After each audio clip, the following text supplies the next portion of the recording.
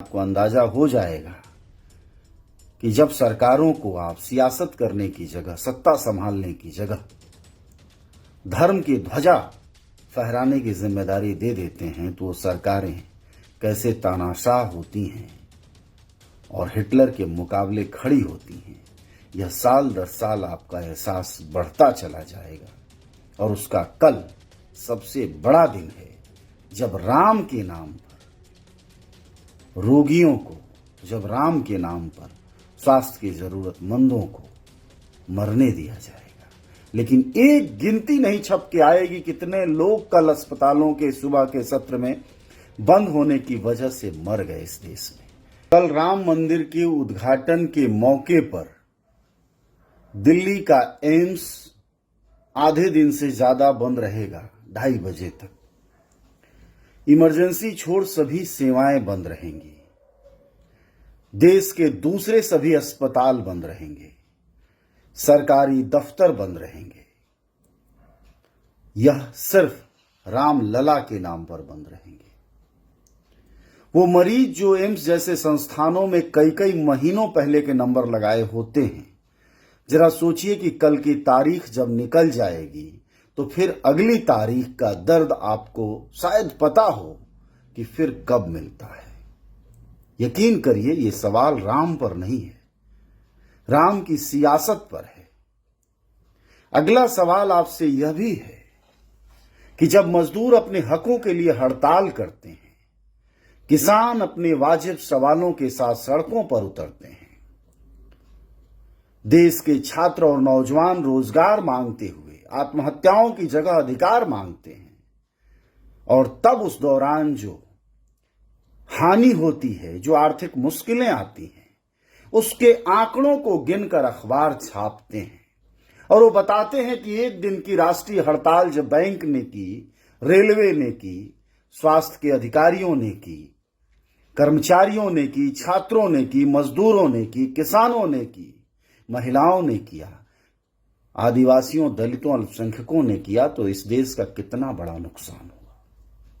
लेकिन कल जो नुकसान होगा राष्ट्रीय स्तर पर, उस नुकसान की भरपाई आप जिस भी मीडिया को देखते हैं, एक बार जरूर पूछिएगा कि ये कितने की हुई है।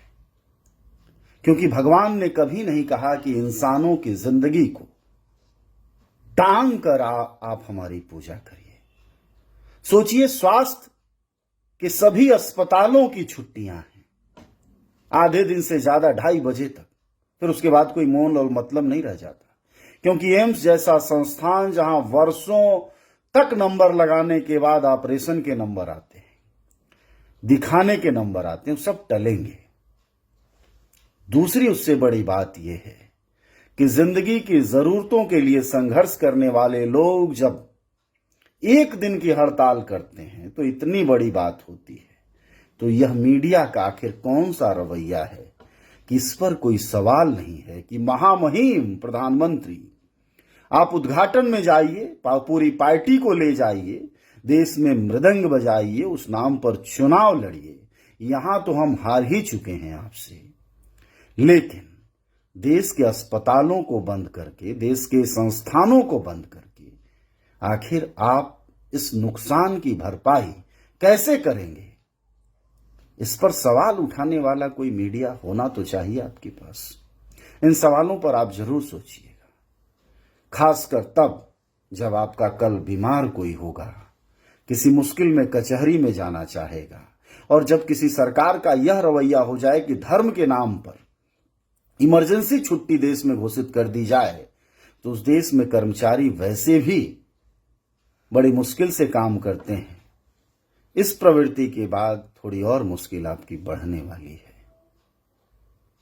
यह चीजें आप हल्के में आज ले सकते हैं, लेकिन आने वाले कुछ महीनों में आपको अंदाजा हो जाएगा कि जब सरकारों को आप सियासत करने की जगह, सत्ता संभालने की जगह धर्म की ध्वजा फहराने की जिम्मेदारी दे देते हैं तो वो सरकारें कैसे तानाशाह होती हैं और हिटलर के मुकाबले खड़ी होती हैं। यह साल दर साल आपका एहसास बढ़ता चला जाएगा और उसका कल सबसे बड़ा दिन है जब राम के नाम पर रोगियों को, जब राम के नाम पर स्वास्थ्य के जरूरतमंदों को मरने दिया जाएगा। लेकिन एक गिनती नहीं छप के आएगी कितने लोग कल अस्पतालों के सुबह के सत्र में बंद होने की वजह से मर गए इस देश में, कितने लोगों के इलाज की तारीखें टल गई। यह सब सवाल आपसे है, क्योंकि आप ही तो हैं जो झंडा बरदार हैं।